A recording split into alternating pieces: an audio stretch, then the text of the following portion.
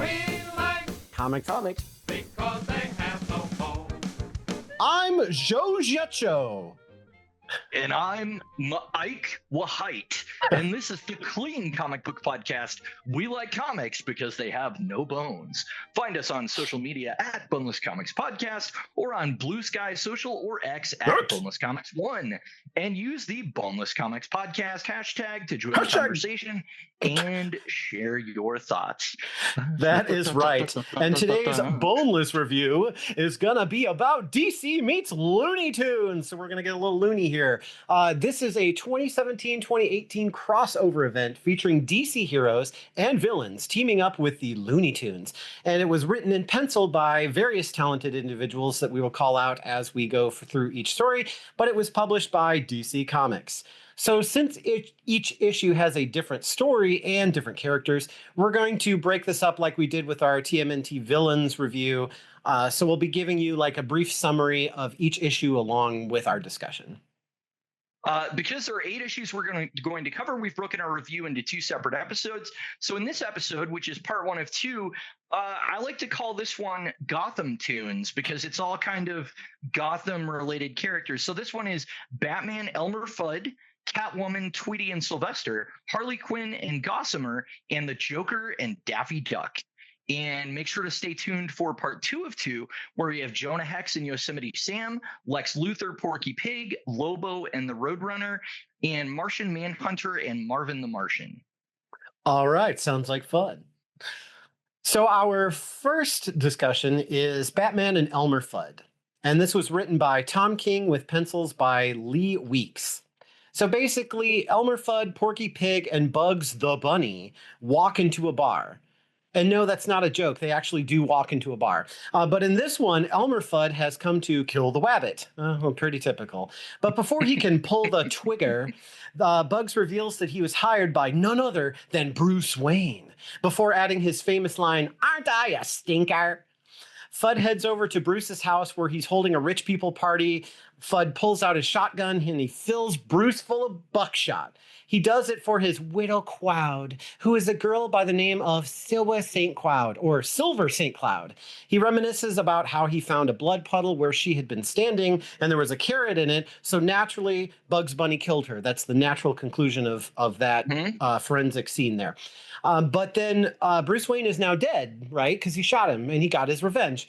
Or so he thought, because here comes Batman. And so he's like, why did you kill, Bruce Wayne? And Fudd's like, well, he had to die because of what he did to Silver St. Cloud. And Batman, I kid you not, screams, why did you say that name? Okay, I was kidding. He actually says, what do you know about Silver St. Cloud? But, same difference. But apparently she was dating Bruce, but then dated Fudd afterwards. And because she didn't want to date a dangerous guy, but then Fudd was dangerous as well. And so she faked her own death in order to not date either of them. And so basically we have this whole big fight scene between Fudd and Batman, and they go toe to toe, and they're like, it's like Deathstroke and Batman, fighting for this woman apparently, but she faked her own death and she doesn't want to have anything to do with them, and so she leaves, and the guys are just sitting at the bar like, well, that's life. They drink, and that's the end of the story.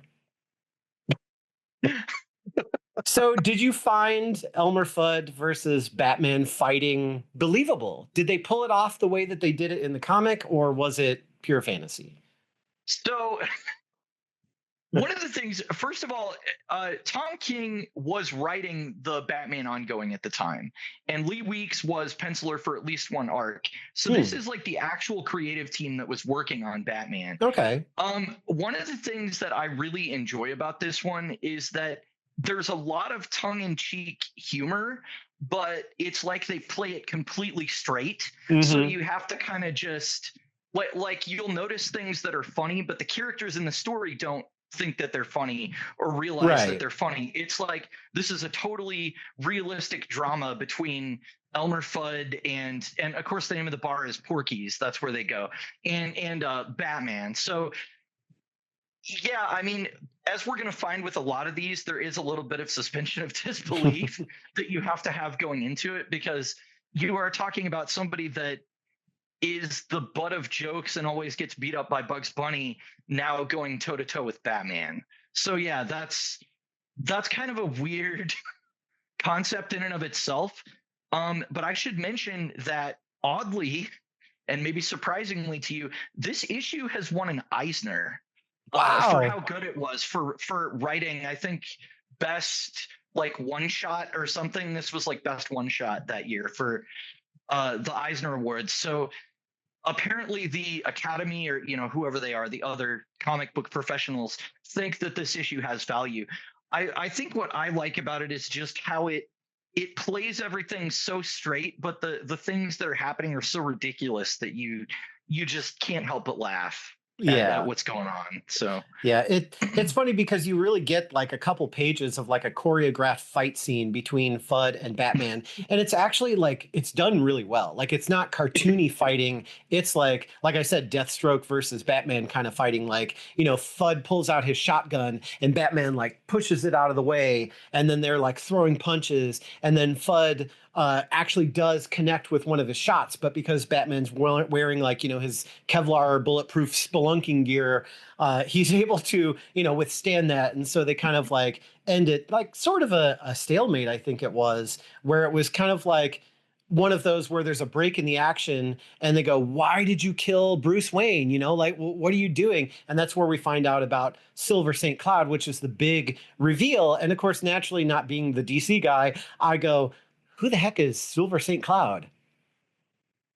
yeah, so Silver St. Cloud is kind of a famous footnote in Batman's history. Kevin Smith, who this is going to seem like a tangent, but I swear it's not. Kevin Smith, who from Mallrats and Fat Man on Batman and all that stuff, he had really successful runs on Daredevil, in which he actually had Bullseye kill Karen Page. He had a really successful run on Green Arrow. And the name of that arc escapes me right now. And then he wrote the Widening Gyre on Batman. And what he did was he brought a penciler and sort of co-creative team that are not necessarily professional comic book people, but they are employees of his at his comic book shop that he owns in New Jersey. Hmm. And so they did like the art and the inking and all of that stuff. But the name of that story is The Widening Gyre. And so after a long period of Silver St. Cloud being built up as this good love interest for Bruce, on again, off again, it seemed like things were really going to work out with them more than anybody else in Batman's history. Kevin Smith decides to kill Silver St. Cloud with the new villain, Onomatopoeia.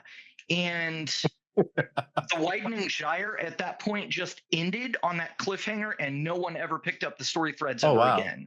So it's sort of like they killed her. It was for no reason, and we don't talk about it or ever address it again. But there was a lot of fan outrage, and she's definitely like a popular character amongst Batman fans that they're kind of going like, man, I really wish that they could have taken all the character development we had with her and actually made something with her. Mm-hmm. So it's kind of funny in this story how in this one, like she was with Bruce, but she was like, nah, I don't think I want to be with you. And she was with Elmer Fudd too. And she's like, I don't think I want to be with you. I'm just going to go do my own thing. But that's actually a better ending for her than what happened in the canon. So that makes sense why this won an Eisner then, because the untold story, not only did they tell the untold story and continue something that people wanted, but they also mixed it with Looney Tunes and made it not adult like TVMA, but they made it adult like it's an actual serious comic. It's not meant to be cartoony or goofy or funny. Although, I mean, come on, seeing those, like, and we'll probably talk about this several times, those memes where they take like, your childhood favorite cartoon and they use like CGI or AI or whatever to make like a realistic 3D and they look creepy, like, whoa, creepy. That's how Bugs the Bunny looked to me. It's like this buck teeth guy who's like, ain't I a stinker? Oh, I thought, well, it's Bruce Wayne. He was the one that told me to, like, I can see this guy with this like thick accent just being like, playing around with Elmer Fudd's mind. But for me, like the hard thing to take this seriously was Elmer Fudd's narration, because it's not that he has a speech impediment. It's that his speech is so cartoony that it's just like we just wow the time, and he talks like when you why what would you say, and you're like wait what? So it was actually kind of like almost more confusing to try to read it on the page with all the W's everywhere to figure out like what is he saying, because he's like Silver St. Cloud, and I'm like I don't know who this character is. So when I see that I'm like who is he actually talking about, because the W's, it didn't click for me until later. Bruce Wayne's like, oh, you mean Silver St. Cloud? Like, oh, okay. At least They I could know be that's a name. R's or they could be L's. You don't Yeah, know with Elmer Fudd. right. It could be anything. And it's like Silver Sable. Wait, no, that's Marvel. That's not DC. What Silver who? Like, I was so confused. But that makes sense that they picked up a story thread. I dropped John Jones here. Oh no! But he's hanging on by a thread. But it makes He sense went that intangible. they told the untold story and made it fit within this universe and made it serious and won an award for it. That's pretty awesome. I have to say, the thing with Bugs, and there were other there was a guy with some like vaguely cat-like hair that was in a bar brawl in one scene that said "suffering succotash." Yeah, and I mean there were a lot of those. There were a lot of cameos. Things Yosemite was like there. that in this story, but they're humans. But for Bugs specifically, I was like, well, yes, it totally makes sense that in Gotham City, of all places, there would be a guy that's an assassin named Bugs Bunny, and he leaves a carrot at the scene of his crimes. Because if there's one thing everybody in Gotham does, it's they have to have a theme. So the Wet Bandits. It's our calling card, Marv. Exactly. So it was one of those things where you read it and you're like, this is silly, but then you think about like sort of the tone of things that happen in Gotham City, and you're like, this isn't really that far off from how it actually is. Yeah. So like it felt like Gotham. It was the tone of, Batman comic. And it had this like kind of private eye vibe to it where Fudd was kind of like investigating. So it had that like noir aspect to it. And that really sold the like kind of Gotham angle. So that, I was surprised that, I actually pretty enjoyed reading this one. I was like, wow, this isn't as goofy and dumb as I thought it would be. Well, I guess it's an example of like taking an idea that sounds really stupid and implementing it really well. Yeah. Because when you read Batman versus Elmer Fudd, you go, okay. Why do I want to pick this up and read it willingly? Right. Right. That sounds really silly, but I'm going to agree with you on the narration too. Like it was so goofy to have him narrating every scene, but at the same time, if they're showing you something really violent, but he has that goofy narration over it, it kind of like kept the tone light. Right. Too. Even when you see like a puddle of blood with like a carrot in it, it's still just like, all right, clearly I'm not supposed to take this too seriously. Well, and it was funny too, because it was kind of like a Looney Tunes thing of like, do people really get killed? Or are they not killed? Because if you take a cartoon that's funny and you kill people, it's kind of not that funny. But in this, it was like the fake outs, because you see the puddle of blood and you assume that, Silver St. Cloud is done for. That's why I kind of alluded to it in the synopsis, because even I saw that and was like, but did you find a body? We all know that unless you see a body, you can't be certain. And even then, it could be a fake or an alien or who knows, what it could have been. But also with Bruce, I mean, we see him laying there and we don't get any explanation for how he survived. If he was wearing ketchup packets that were also bulletproof, or if it was a body double, or, whatever. We just know that, obviously Bruce Wayne wasn't killed. But it's kind of like we had that threat of violence and death without actually killing anyone off. So I thought that was really cool that they towed that line instead of going the full dark Gotham where Batman's just like criminal dead. Right. Yeah. Or finding a crime scene that was like really horrifying or something like that. I do think that the thought of Batman strapping a bunch of ketchup underneath, or Bruce Wayne strapping a bunch of bulletproof ketchup packets under his suit is really funny. Just in case. I mean, if someone takes a shot at you, now you have an alibi, because you can go, and it looks like you're dead. And then you just, clean up the ketchup and you're good to go.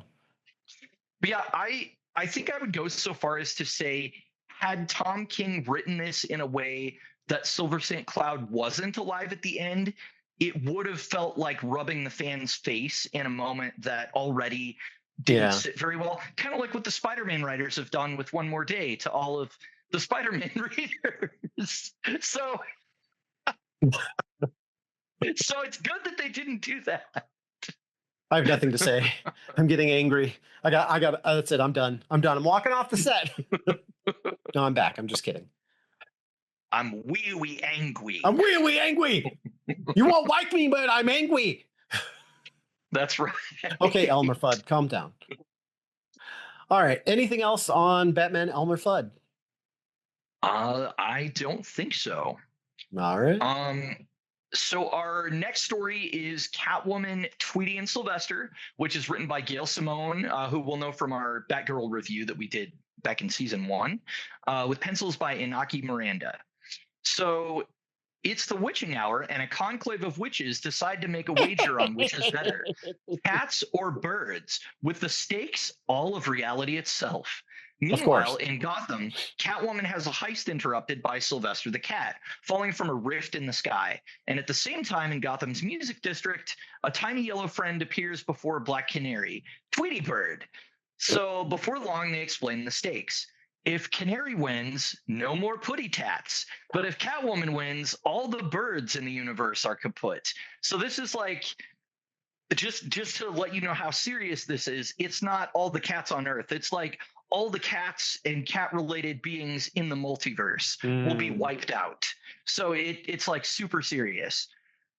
So Catwoman realizes she's going to have to fight Black Canary, but she also realizes that she really can't keep up with her in a hand-to-hand fight because Black Canary is canonically one of the best hand-to-hand fighters in the DC universe. Yeah. So she calls Amanda Waller and brings in reinforcements, Catman and Bronze Tiger. But not to be outdone, Dinah uses her connections in the hero community to rope in Hawkman and Hawkgirl. And if you're noticing a theme here, yes, we've got Catwoman bringing in cat-themed or feline-themed characters, and Black Canary bringing in bird-themed characters. So we'll eventually have Hawk and Dove. We have Starfire, who's actually, yes, it's weird, but Pomeranians are evolved from a feline race originally, so that's where that connection was. Raven is on the bird side, so sure. It's really it's a who's who of like characters that come in to join this. It's fight. raining cats and birds. It is mayhem in the streets, mass hysteria. So basically, the fight starts to escalate with more and more heroes and villains joining in this big battle royale. But it's Black Canary's old mentor, Wildcat, who suggests that they're being manipulated. And with the arrival of Clarion the Witch Boy, it's confirmed. I'm not a witch boy. I'm not a witch boy. I'm not a witch boy. After following Clarion to the witches' dimension with their armies of heroes and villains in tow, the cats and birds decide to make peace with each other because they're like, oh, we're being manipulated by these witches. And there actually was kind of like a whammy that they put on Catwoman and Black Canary at the beginning, like some kind of a spell. Because at first they were like, we don't believe what's going on, but then the witches made them believe it. So with the threat ended, Black Canary adds Sylvester to her band, and Catwoman gets a new sidekick, Tweety Bird. And that's pretty much where our story ends. Wow. So one of my favorite things about this, and I know Gail Simone's body of work pretty well. She's written a lot of Birds of Prey. She's written a lot of Batgirl. And she's somebody that you kind of want when you're writing female characters in and around Gotham. It's like, as a comic book writer, she's known for that universe of characters and X-Men. And those are kind of the two things that she's really famous for. So I thought their characterizations were really good. Like, I liked how Catwoman was constantly trying to like get away and find a plan to like separate herself from the fight, while it was clear that Black Canary was just a better fighter. Like when they were going one-on-one, like, yeah, Catwoman got kicked in the head. Like she was just getting pounded into the ground. And so it was cool to see sort of the writer recognizing what makes those characters unique, even down to what connections they have, because Catwoman is probably not going to call like a whole bunch of superheroes, but she can contact Amanda Waller, Yeah. So Yeah, it's one of those where I think the premise sounds a little goofy at the beginning. You know, it's like, oh, Hmm. some witches decide to play a prank, and so they get all the cat and bird mascot themed heroes and villains together to have a brawl. And so, you know, it's like King of the Iron Fist tournament, you know, kind of thing. But at the same time, that's kind of what you do in one shots, right? Is you come up with a goofy idea, Sure. but you don't want to spend too much time on it because the whole point is to get the people together and play with all the different, you know, characters to see what they'll do when they're all thrown in together and they have to, you know, survive. But it was interesting to kind of like see, yeah, like you said, there, but like their different thought processes and their different contacts. And it's like, okay, well, I'm gonna call, you know, Bronze Tiger and Catman. Oh yeah, well, I'm gonna call Hawkman and Hawkgirl, you know, that kind of thing, like to get them all together. So it was nice that it wasn't like with Fudd and Batman, it was very much a solo, like one-on-one, because Hmm. that's how those characters operate. You know, they're very much loners who have a mission, but they don't team up, you know, ever. Whereas Right. this was really nice to kind of see the opposite angle of here's the team up. We have all the cats team up, we have all the birds team up, and the stakes are whoever loses will cease to exist. It's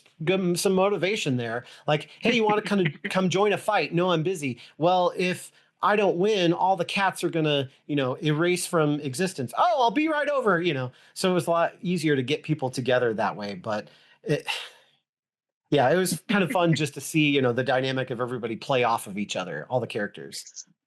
Yeah, and I mean, it is a fight book. I mean, it's very much set up as we're getting to the big action set piece as quickly as we can Hmm. because that's where a lot of the fun is. And the Looney Tunes element really comes in because Tweety is, and I'd kind of forgotten this about his animated version, but it's true. He is just constantly mocking everyone in He's a every scene that he's mockingbird. in, even yes, like even when he's like in danger, he's saying stuff like, "Oh, now you'll never marry Batman" to Catwoman and stuff like that. And it was and you know he does the I taught putty tat, like they have to throw that in. And I think Catwoman even says that when Sylvester's falling out of the sky. Hmm. She's like, "I thought I saw," and then the next panel she's catching Sylvester and she says, I did." So they worked that stuff in, but it really felt like this one was more focused on the DC side where Gail Simone was like, "I'm going to cram as many characters as I can into these, 20 pages or whatever." But yeah, Hmm. I thought this one was just a lot of fun. I like how crazy and out of control it gets so quickly. And this one was kind of a breeze for me to read as a Yeah, result. yeah, it was So, fun too. mhm. um, I did think that it was an odd choice to draw Tweety and Sylvester as a realistic looking bird and cat. I know that we're trying to make them fit in this world, but for some reason it was really strange to me, especially with Tweety, to just see like this regular looking canary and then he opens his mouth and says something really smart alecky. And I'm like, it just doesn't, for some reason that didn't quite fit for me. And even the A cover, if you look at it, has a very realistic depiction of them. I actually ended up getting the variant cover, Oh, which nice. has a more cartoony style for Sylvester and Tweety, because I didn't necessarily care for that choice. I think the art overall was really good. I don't know, for some reason that took me out of it when it didn't in the Batman and Elmer Fudd story. And maybe Hmm. it's because they didn't do talking animals in that one. I don't know. Well, Bugs was a talking animal. He's a bunny. That's kind of like what you were talking Sort about, of. where it's like uh, that was kind of Yeah. like because you have a bird who is now a human saying things that they would say as a bird, and you have a rabbit saying things that they would say things when they were a rabbit, but they look like a human. So it seemed like each of them Yeah. had that angle where if it was an animal, but there were two different versions too, right? Because we had the kind of more serious version, and then there's more stories than we're covering, and there are some Right. cartoony looking stories where they take the Looney Tunes characters as they are originally drawn, and they redraw the DC characters in that cartoony style and make a more Right. Looney Tunes chaotic, anything goes type story. So I think that's what they decided to do in this book, I guess, is to have real life looking serious versions and also have cartoony versions. So that way you get a little bit of everything. But yeah, Right. when it comes to the animals being hyper realistic was just kind of a little weird and sometimes creepy. Like I was saying about the memes It where it's was. like, Yeah. you see the ultra realistic version, you're like, ooh, no, no. I have something to say about creepy depictions of animal characters, but I'm going to save that for the part 2 episode. So everybody make sure to stay tuned for that, because I definitely have a note about that in one of the later stories. So was there anything else you wanted to say about Catwoman versus Tweety Bird and Sylvester? No, I think that's all, folks. All right. Well, not for our episode, just for that section. Because our next section is Harley Quinn and Gossamer. So if you don't know Gossamer, because I was like, I don't remember the name Gossamer, but it's the big hairy red thing. It kind of looks like Clifford the big red dog, except instead of a dog, it's just a giant like cousin it kind of thing, but with shorter hair. Or it's all hair. I don't know. Is cousin it all hair? I don't know. Anyway, I had to look that up too. And I guess I don't know if you've seen this, but there's an old Bugs Bunny cartoon where he goes to this sort of haunted mansion, and there's kind of like this green mad scientist guy. And I guess Gossamer is kind of the thing that goes bump in the night walking around behind the scenes. mhm. I guess that's where he comes from. So yeah. Well, our story today for Harley Quinn and Gossamer was written by Amanda Connor and Jimmy Palmiotti with pencils by Pierre Brito.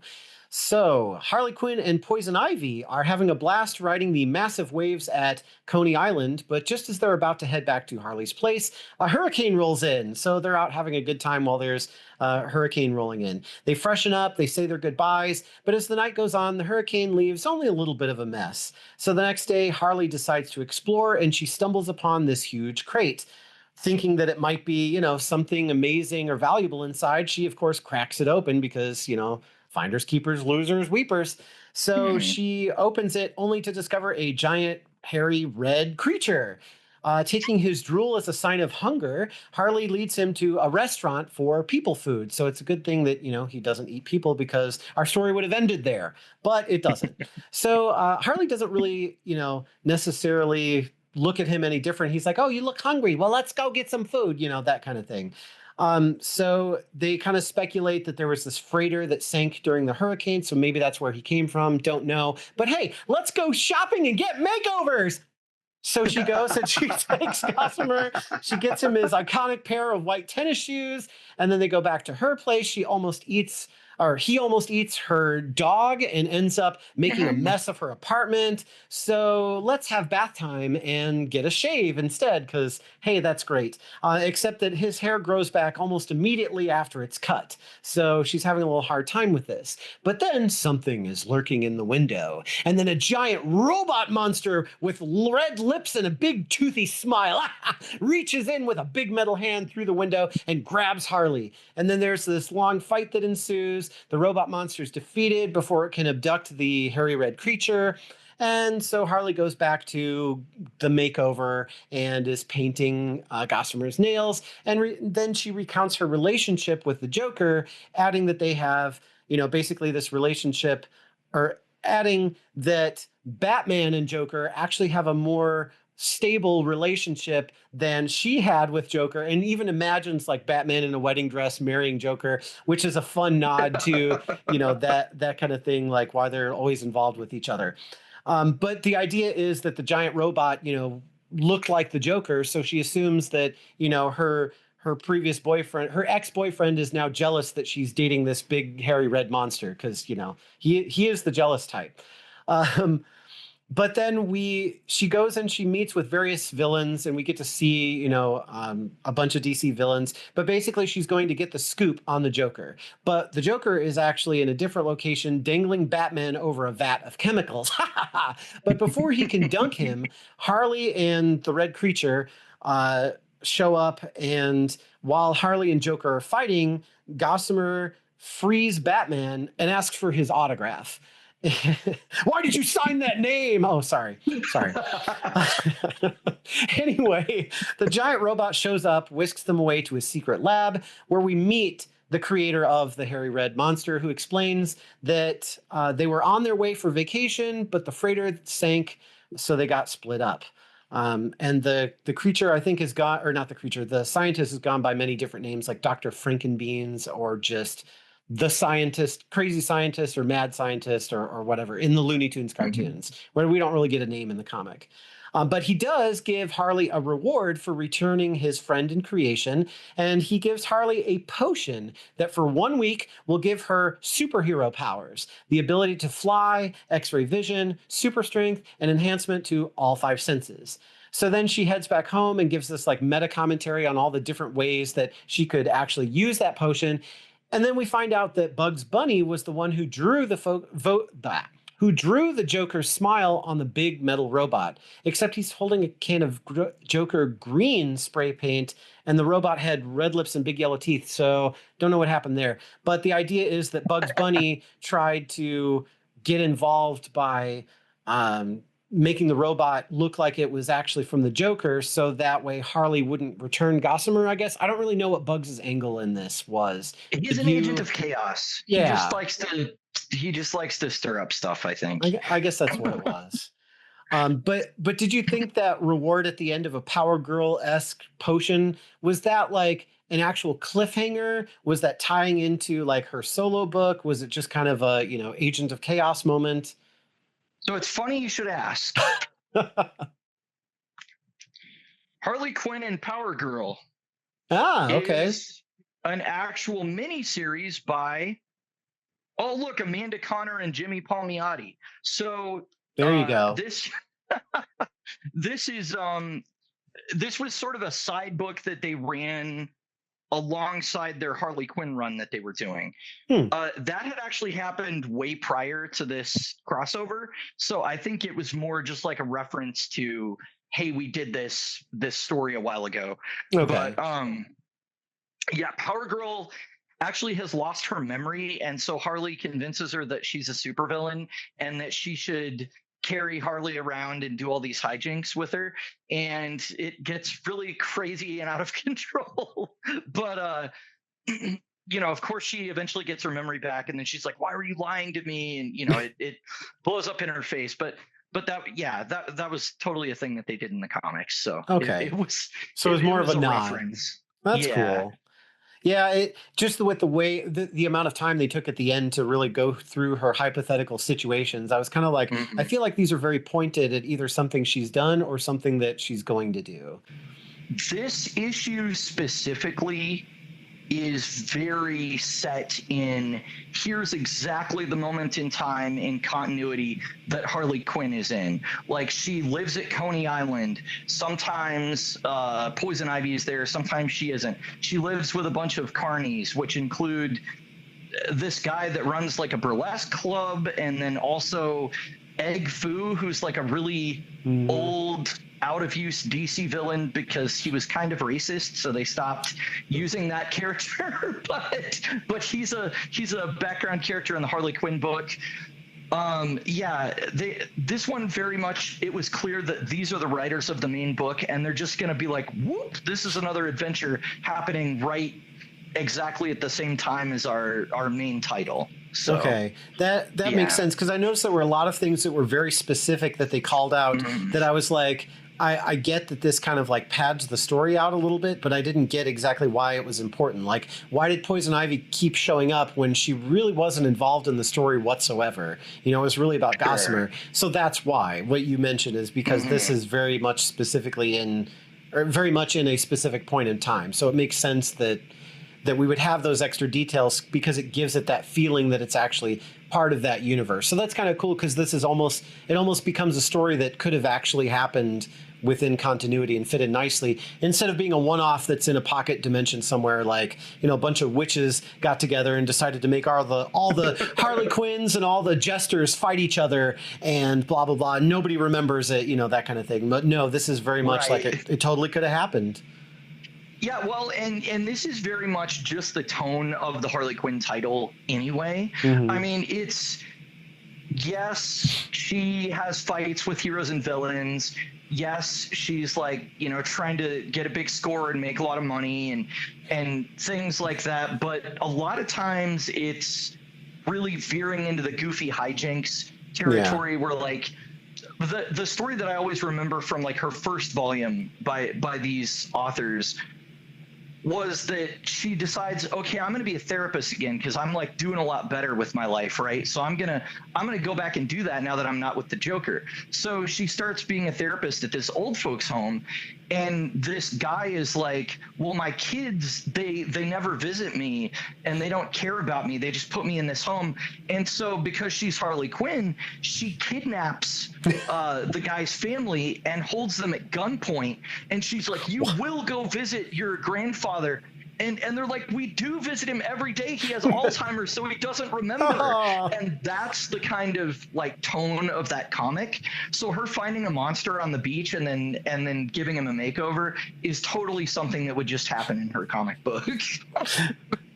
Yeah, so this one felt like less Looney Tunes and kind of more just like something that, you know, could have you know, totally been plausible, except with the Bugs Bunny at the end. I don't know, for some reason that bugs me.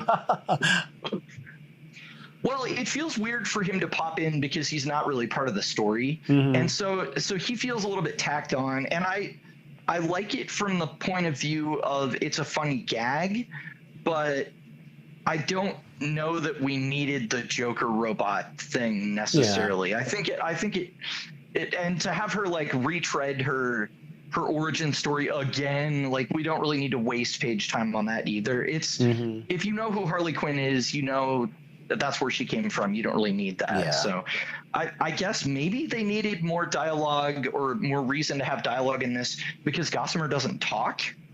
But I don't know. Yeah, I think I would agree with you that Bugs was kind of strange at the end there. All right. Anything else on Harley Quinn and Gossamer? No, I don't think so. So our final issue for the first part is The Joker and Daffy Duck. And this is written by Scott Lobdell with pencils by Brett Booth. So on the run from Batman after murdering an entire comedy club, Joker has henchman problems. He keeps killing them for being incompetent. Daffy Duck, however, has a bone to pick with the Acme Company in Gotham, which is not a surprise. Those darn extended warranties, where the Joker just so happens to be hiding out. We don't actually find out what the product was that he had an issue with. It's just he does one of those typical, like, you're on the phone with a computer and you're trying to get a real person and it refers you to another computer. And so he's like, I'm going to go to Gotham and get to the bottom of this. So when Daffy arrives at Acme HQ, Gotham City branch, he finds the Joker putting yet another henchman 6 feet under with a mallet. So seeing an opportunity, Daffy begs for his life by becoming the Joker's new talent agent. He trains the Joker a better class of henchmen and even builds them an ornate new headquarters. However, realizing the Joker plans to gas and murder an entire charity fundraiser, Daffy decides to dip on the dastardly devil. Switching the Joker gas with sneezing powder, Daffy buys just enough time for Batman to bust the Joker. But not able to let his ego go when Batman describes Ducks as simple-minded, Daffy explodes in a fit of rage, landing him in a nice cell at Arkham right alongside the Joker. Of course. So this one, really more than the others, I feel like is a completely natural pairing of characters because Daffy Duck is definitely an angry, chaotic, loose cannon type of a character in Looney Tunes. And that's what the Joker is in Batman as well. So it makes sense to put these two together. Well, and the Joker's also kind of, some of his gags are often very cartoony, especially in actual cartoons, because then he can kind of like, break the rules essentially of like, I can pull a piano out of my pocket or something. Like that's very much, I feel like the Joker would be a really easy one to put into the Looney Tunes universe, and you really wouldn't have to change anything about him. Whereas the other ones like Batman, you put him in Looney Tunes and it's like, he just gets to be the stoic, boring character. But Joker is like, he was born for this, kind of thing. That's how I see it. Yeah. Well, I really like the depiction of Joker in this comic specifically because he is not quite as dark. He is murdering people all throughout this book, but he's not quite as dark as what you were seeing in mainline comics at the time. And it's really just fun to see him like interact with Daffy and them sort of play off of each other.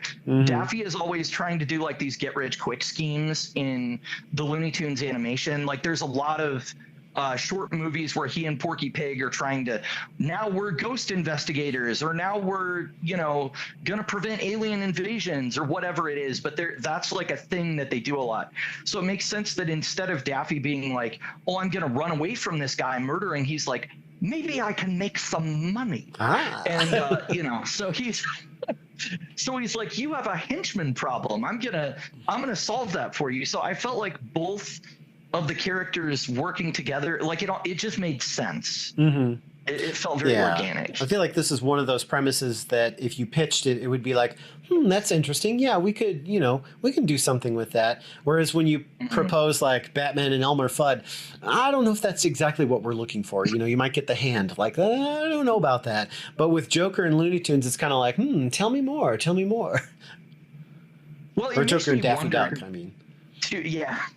It makes, but to your point, Joker fits with Looney Tunes in general pretty well. Yeah. I do love that this Joker is more Batman the Animated Series, because I feel like while he is threatening, he doesn't feel like serial killer dark. Yeah. And there was some actual fun to what he was doing. Like he was making jokes that were funny, and he wasn't just like, why so serious? Although the name of this story was Why So Serious at the beginning.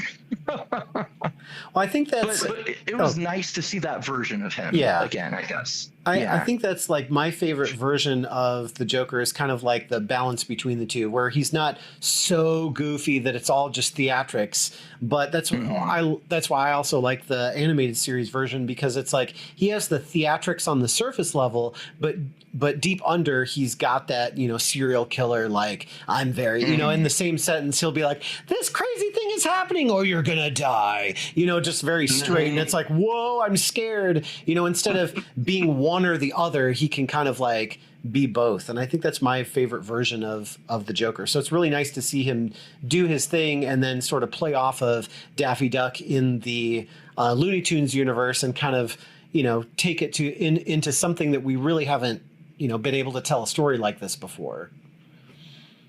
Yeah. And it made me think of, because again, we're towing that line between like humor and violence. It made me think so much of The Mask, because when we read The Mask, it's like he's doing cartoon violence, but then someone's head explodes into like blood and everything. Tommy gun. So this was, the movie, yes, but like especially the comic that we reviewed, like it felt like the tone of this was very similar, where like the darkness doesn't overwhelm the humor, but if he's doing something cartoony that should kill somebody, it does. Yeah. So instead of like some of the others where, it's like, oh, somebody gets an anvil dropped on their head and then they have like a little bump, but they're okay, or somebody gets blown to smithereens, but then in the next panel, there they are. Like, well, how did that happen? Right. At least they can explain it in the Lobo one. But for some of the others, it's like, well, how do you explain, again, Bruce Wayne being full of buckshot, how did he get up after that? There has to be a real Batman, Gotham, DC reason for it. Otherwise, it's Looney Tunes magic, Sure. Yeah. So they almost didn't have to suspend the disbelief. Another thing that I thought was really funny was that there's maybe one panel of the Joker going, "What are you?" And then after that, he just accepts that there's a talking duck, and it's like not a big deal, and we just kind of move on from that. And I'm like, that probably would be his reaction. He'd be like, "Oh, that's weird. That's kind of funny. Okay, well, I'm gonna kill you. Oh, wait, you can help me? All right, sure. You can be under my thumb, and I'll control you." Like, but why did? Oh, sorry. Go ahead. Oh no. Why did they make him a duck and not make him a human version like they did with the previous stories? I guess they didn't with Gossamer either, but yeah, like they did with Bugs or I don't Porky. know. Or I think for this one especially, I appreciated that they didn't draw him realistically. Although I will say that Brett Booth's style, if I don't have the issue, I bought the variant cover for this one as well, which is definitely a more creepy, like Insane Asylum kind of look for the Joker and Daffy. But the A cover has Daffy posed in a way where his legs look extremely feminine, and like I noticed that in like several panels. I was like, why does Daffy look like he's wearing lederhosen or something? But it's just the way that Brett Booth draws legs. He looks like he has a woman's legs with like webbed feet, and that was, I don't know, that was really off-putting to me. Why didn't Joker ask about that? Not the duck face, but the legs. What's wrong with your legs, dude? Did you skip leg day, bro? It's his style, but it was very like distracting and off-putting to me. But I did appreciate that there was more humor in the visuals of this one. Like when you see Acme headquarters, for instance, there's a helicopter crashed into the front of it, and there's like cracks all up and down the building and everything. And I was like, that makes sense for this company whose products never work and nothing ever goes right. And it even said, what was it? "Are you sure about this?" on the "Welcome to Gotham" sign when they were like entering the city. And then I noticed there was a guy that they bought. Was it they bought a hot dog from him or something early in the story? He looks like Mario, and I don't know what that was supposed to be or like why they did that. I'm gonna try and find it for you here. Okay, yeah. So this guy that the Joker threatens, like in the middle of the story, I don't know if you can see that or not. But the guy right here, he's literally wearing the blue suspenders, red underneath. He has a thick mustache, and he's selling pizza. It's just like some Italian guy. But I was like, why is Mario there? Just because they could, I guess, because it was funny. So yeah, but I mean, the point I'm trying to make by all this is they leaned into the cartoony stuff with this one, and I think that was the right way to go for this story. Yeah, I think you can get away with that with the Joker. So yeah. Did you have anything else you wanted to say, or like in an overview of the first 4 issues or anything? I did think it was funny how the way it broke down with us doing them alphabetically. We have everything that happens in Gotham in the first half, and then the rest of the DC universe is going to be the next. That's interesting. Yeah, it does line up that way. That's weird. Yeah. Coincidence. But no, I guess I don't really have anything. I mean, it would just be repeating stuff that we already said in each issue. So. Sure. Yeah, well, everybody, again, this is a part 1 of 2, so make sure to check out the second episode, and we'll catch you later. All right.